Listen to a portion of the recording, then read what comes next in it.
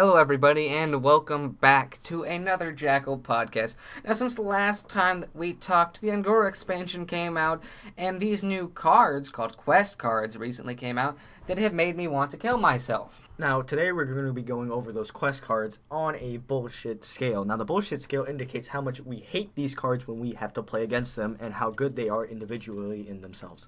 Now, the bullshit scale is ranked from 1 being just kind of like a crap quest that we'll never ever use or see, and 10 being the most bullshit quest that we've seen, played against, or can even play with.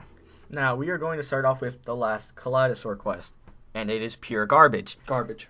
Okay, the last Kaleidosaur requires you to play 6 buffs on a minion, and then you get a 8 mana 5/5 adapt 5 times. Now, that's great and all. The problem is that the last Kaleidosaur does not see play in its own deck, and mid-range Paladin itself is just a better deck.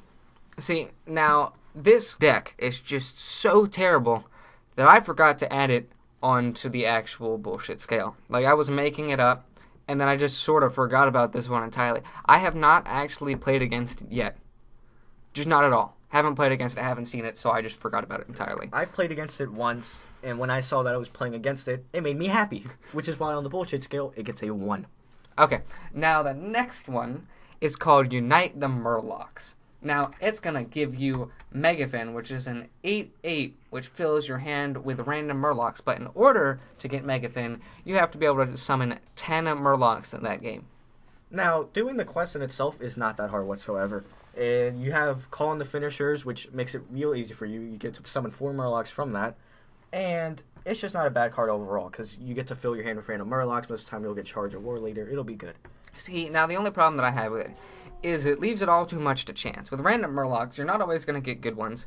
And not only that, it's going to use up half of your mana that turn, so what you're going to be left with is not going to be that great. And even then, if you're filling your hand with a bunch of random Murlocs, you don't play anything, it's your whole entire hand. So in a lot of cases, you can end up overdrawing. And if you finish this quest by late game, you already lost. And the problem with this being, we rate it as a number 3 on the bullshit scale, because you can lose to it, but you're not that even mad. Even then, it's not that big of a you're deal. not that mad or annoyed when you play against it. The problem is that the reason why it's really low compared to other quests when you think it'd be good is because Shaman has a better deck, which doesn't even use the quest, which is Elemental Shaman. Okay, now the next one is Lakari Sacrifice, which in order to do that, you must discard 6 cards, and then you get a really annoying card called Nether Portal, which opens up a permanent portal that at the end of your turn, it summons 2 3/2 imps. Now, this card is a great control card, and it is annoying to play up against. It's extremely annoying. Especially if you're not playing a taunt-heavy deck or removal deck, you're just going to lose to those 3/2 imps, and you can't even deal with the Nether Portal itself. See, now, with it being a Warlock card, it is extremely easy to discard 6 cards.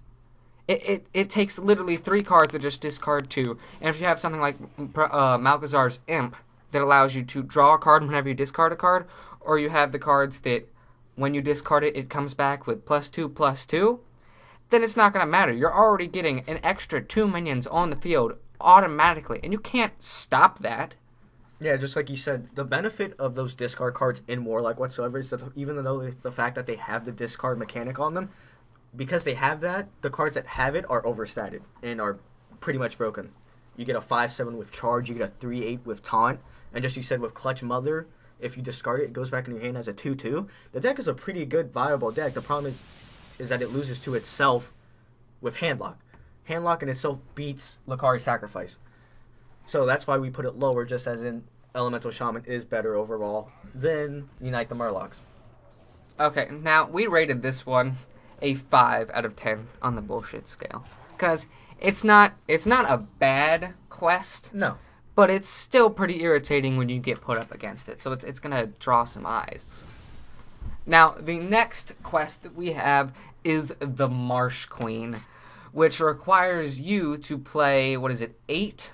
No, it's 7 1/1s. 7 1-mana minions. Yes, 7 1-mana minions. Which is going to give you Queen Carnassa, which is a 8/8 which shovels 15 raptors into your deck. Rapper. And those raptors give you allow you to draw a card every single time. So by the end of the game, you're going to end up having a full board of just those annoying 3/2 Raptors. Now, this quest is easier for us to explain because this was the first quest that most people went straight to because they thought it was absolutely broken when it first came out. On the first day that I started trying to climb with my new cards, every single person that I faced against had this quest card. And Everyone. It's because it's such an easy quest to do. It is not hard whatsoever to play. The problem is it's not that good whatsoever. You can get a 5-mana 8/8 and shuffling 15 Raptors that are 3/2 that draw a card. That's pretty good or whatever. But the problem is that after you do the quest, the viability is still not that great. If you get board cleared, or if you just run out of steam throughout the deck, because you're done. It's just game over. The penalty of playing the deck with those 1/1s is that you still continually have 1/1s in your deck, and you're not a mid-range fully deck. Yeah. By the end of the game, anybody that can outlast you is going to end your life. If somebody puts up a taunt, an 8/8 taunt, or anything that has even a little bit more health, then you're going to have to waste up to 3 to 4 of your guys just to get rid of them. And just like Lakari sacrificing like the Murlocs, mid-range hunter overall that doesn't focus on the quest but has some death rattles or just the mid-range variant overall is still better than this quest. I personally play a mid-range hunter, and even facing against anybody with the Marsh Queen, I've still been able to beat them. So it's not a bad card. It's a fun card, and I like it, but it gets a 5 on the bullshit scale. Same thing as Lakari Sacrifice. Now, the next card or quest that we're going to go over is the Jungle Giants, which gives you Barnabas the Stomper and 8/8 reduce the cost of minions in your deck to 0. See, now, the only problem that I have with this one is the fact that it's such a late game card that by that point when you're reducing the cost of your minions to 0, you're going to end up using everything in your deck, so you're going to be tossing everything down, and then you're just going to run out of cards. It's not a bad quest, and the only reason why it's higher than these other quests, because most people think Barnabas is actually really bad, is because Barnabas in itself is the only Jade viable deck right now. I mean, you could see Jade, but most people don't play Jade after things were taken out of it. I've played against one Jade, but for every Jade that I've played against, I've played against 5 Barnabases. See, now, I haven't played against any so far, so that's why it still gets a lower ranking of 6 on the bullshit scale, because in the end, reducing all of your minions to 0, if you get it early on, it's still a pretty good card. Oh yeah, it's far annoying when they play Barnabas, and the next turn they play the Tyrannus or whatever, the 12/12 can't be targeted, you just lose. It's just over. He gets that for free, and then he's going to toss down more stuff just to annoy the crap out of it. And then you get to play Nourish too, for only 5 mana. If you draw 3 minions off of that, that's such a big value. Now, the next one that we have is Awaken the Makers. Now, from Awaken the Makers, what you have to do is you have to play 7 Death Rattles. And now that's going to give you Amara, Warden of Hope, which is an 8/8 with Taunt, which sets your health to 40. So, in my opinion, it's better than Reno Jackson, and I play with it, even though I hated Reno Jackson more than anything in the world. This is basically Reno Jackson's sister without that big of a problem having to do the Reno Jackson deck set up with only playing 1 copy of each card. The problem is that it is better than Jungle Giants because Awaken the Makers is its own deck. There are no other priest decks right now. It's its own Death Rattle variant. But now, the only problem that I have with it, actually, is that the deck itself is kind of a crap deck. Now, none of the Death Rattles that you're going to want to use are going to last you late game. What you have to rely on entirely is N'Zoth being able to overpower somebody, but if you get a board clear, you're done there. And then Amara, which is still an easy card to get rid of. It's only an 8/8 with Taunt. Now, that's going to cause a nuisance to anybody that's pretty much run out of cards. So, but the deck only works 50% of the time. Just imagine if you are playing up against aggro and you somehow finish this quest and you set your health back to 40, if you were just at 12, you basically won the game there. It's annoying to playing up against, and when you see it, you cry a little bit on the inside. I used to cry whenever somebody had Reno just because I was basically done at that point. A lot of times I'd double tap the concede button because I didn't want to play the game anymore. But now when you have Amara, I'm going to triple tap the concede button. It's going to piss me off that somebody has 40 health. I'm going to be down to like 10, and they're going to set themselves hey, I'm up here. With Reno, they got back up to 30, okay? With this, they go up to 40. With an 8/8 taunt. So this one just gets a solid 7 on the bullshit scale. Okay, now the next one that we have is Fire Plume's Heart, the warrior quest, which gives you Sulfuras, a 4/2 weapon, which then sets your hero power to do 8 damage to a random enemy. And to gain this ability or effect, you have to play 7 taunts. And this deck, I'm happy that it's around. Pirate Warriors doesn't seem that much play anymore, thank God. But we'll get back to Pirate Warrior in a little bit. But Fire Plume's Heart is an interesting quest. I like it. And getting to be a control warrior with armor and then getting to be an upgraded Ragnaros that got taken out of rotation is pretty good.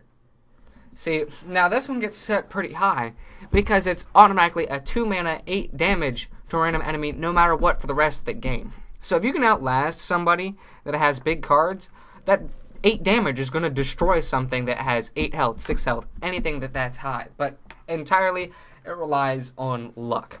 See, now, if the person has a lot of cards on the field, you're pretty much screwed. But if they have a very few, like 1 or 2, or maybe even just none, it's going to hit face instead. And we gave it a 7, but it's better. We put it higher than Amaro because you can counter Amaro. She's a taunt. You can Black Knight her. You can Alex Straza the other hero, set them back to 15. But with Fire Plume's Heart, you can't change the 8 damage. Something's gonna take 8 damage every turn. See, now, the weird thing about this one, and why it gets set a little bit lower, is the fact that it's not a minion that gets played down. You get your 4/2 weapon. Now, that's equivalent to basically an 8 attack minion, and you get to choose, but it still does damage to yourself, and even then somebody with Acidic Swamp Ooze can just get rid of the weapon. So, the next one that we have, and we're getting almost to the top of the bullshit scale, we have Open the Waygate. I hate this the most. I still think it should be a 10, but we put it as a 9. There's a reason why it's not at the very top, but for my own self and that I've seen from this expansion, I hate it the most. Open the Waygate is a ridiculous quest where after you play 6 spells that were not in your deck, you gain an extra turn. You get a card called Time Warp, which allows you to have a whole entire extra turn. This isn't one where you just get refill your mana and you just get to play more cards. You literally get to have all of your minions attack twice. I have played against this one multiple times, and when I look at it, it's sort of like, when you first think about it, it doesn't seem like a very good quest card. It seems like one that's not going to change much, but you can get extremely close to somebody. But then all they have to do is toss out something with 8 attack, toss down their extra turn, and they're doing 16 damage that turn. But if they've got anything else on the board, then they're just going to be playing even more cards. It's not even the quest itself. The quest is still ridiculous. You get an extra turn or whatever. And doing the quest, it is pretty hard, which is why it's late game. But the deck itself is what makes it so good, too. The fact that you can play 2 ice blocks, 2 ice barriers. You can get multiple ice barriers from the cards that you're discovering itself. It just outlasts you too long. And then you get to do an extra turn where you either Exodia the combo the player and burn them down with Archmage and Anites, or you do what you said where you play Alex Straza, play 2 Arcane Giants, and 1 turn kill your opponent. Not only that, the thing is, when you're discovering that many spells, you're obviously going to get a lot of board clears. So, even if the person has a lot of stuff to get in your way, taunts, or anything else that has a lot of damage, with all of that, you're going to be freezing enemies, you're going to be just outright just destroying them, fireballs are going to attack your hero. It's all around a really crappy, annoying quest to face against, and that's why it deserves the title of number 9 on the bullshit scale. And I do recommend, if you like Mage, this is the go-to deck you go to, and you should probably... No. Yes. No, yes, don't yes, do it. Yes. Whatever you do, don't bring Cancer into Hearthstone. What other Mage deck are you going to play? And not Mage? No, you're going to play this Mage deck, okay? Just please don't. Okay, but it's still not the equivalent of playing Pirate Warrior. Playing Open the Waygate, you're going to be looked at as like a shaman player from last expansion, basically.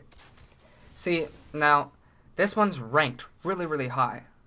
But there's still one that we have to get to that I'm tempted to just leave out of this podcast because I cringe when I see it. I cringe just knowing that it exists. And Hearthstone pretty much broke the game with everybody that plays this card. I don't understand why they made it. And it's not fair. You look at our last podcast that we talked about, we were completely wrong. I don't think this card was... I don't think so either. I think Miracle Rogue is going to say the same. We all were like, oh yeah, this is going to be a worthless quest card. I don't even know why Hearthstone put this in the game. We weren't the only ones. Every streamer thought this card was going to be bad. Just unplayable. Rogue lost Miracle Rogue. They thought it was going to be the equivalent to Priest. No. The Caverns Below. Caverns Below is a quest card where you have to play only 4 cards card with the same name. So basically, you're just playing one person, you're sapping them back in, or any other card that draws them back in. And then you just continue playing that person. Now, it's going to set all of your minions to 5/5 the rest of the game.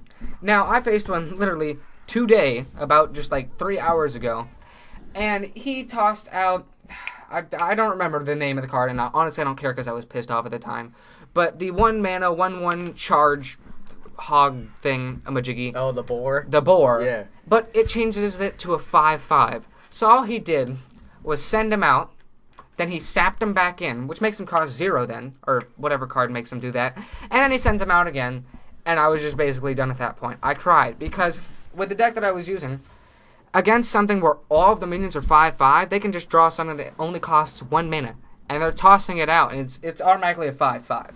It's a ridiculous deck, and I think, like most people think, some people think it's great that Rogue has this, that Rogue is a high-level deck, but the problem is that this deck takes no skill. It's too easy to do. We all thought, the reason why we thought it was bad is because it wouldn't be that hard to do, but the combos with this deck are not that hard to do. At least with Miracle Rogue, it took some setup to do. This one takes no setup. You can finish it in about 5 turns. You'll always have it by either turn 5 or 6, and this thing kills you basically like Pirate Warrior. And you know what beats this deck? Pirate Warrior, which we all hated last expansion. So these guys are the equivalent of Pirate Warrior this expansion, and it makes me want to kill myself whenever I play against the Rogue. So now, every single time that I've seen a person play with this, they always manage to somehow get the same guy that they manage to duplicate every single time. Like, they'll use Mimic Pod, and they just happen to draw this one damn card. Now it's the S7 Agent, which it's a combo card. When you toss it out, it does 2 damage. So they're already doing 2 damage. They're bringing that card back in over and over, just doing the combo, and then once they get it, he's automatically set to 5/5. So they're still going to toss him out, still going to do 2 damage, and he's 5/5 there for you to cry. Nerf it, nerf it, nerf it. Make it 6. Make it Honestly, 6. the best way, as he said, was to change the quest so that instead of playing 4 minions with the same name, to 6 minions with the same name. Because otherwise, as we've already stated, it's extremely easy. They basically broke the game by setting this up because it's way too early to get. And we're just going to go with, yes, it is a 10 on the bullshit scale, but if you can't beat them, you're just going to join them. So later today, or by next week, I'm just going to join the Cavern Below squad. And not only that, I've also decided he will no longer be a part of the podcast. I also just figured that out 5 seconds ago when you all heard him talk about it. Because I thought he was going to be a good sport and do the right thing and not add to the cancer that is involved in Hearthstone. But no, he decides to end everything. Now, after going over every single quest card that Blizzard added to Hearthstone, the Caverns Below deserves the whopping 10 out of 10 on the bullshit meter. This card pissed me off. It pissed all of us off. Pissed everybody off. It pissed on them and then pissed us off. I'm pretty sure even the people who play the deck are irritated with themselves. Yeah. I hope they just feel like a burning pain in their heart and soul. It's like, oh gosh, I'm such a terrible person, but I'm still gonna do it. I mean, did you feel like that when you played Pirate Warrior? No. I felt terrible. It worked, but I felt terrible. Well, either way, I hope you all enjoyed this podcast. Remember, as I did not state it in the last podcast, it is also on SoundCloud as a way to allow you to listen to the podcast. While you're in an area where you don't have data, you can easily download it on SoundCloud, and then you can keep it and listen to it for yourself. Now, my name is Anubis. I'm Hate. And we will see you all in the next podcast. Thank you all for joining.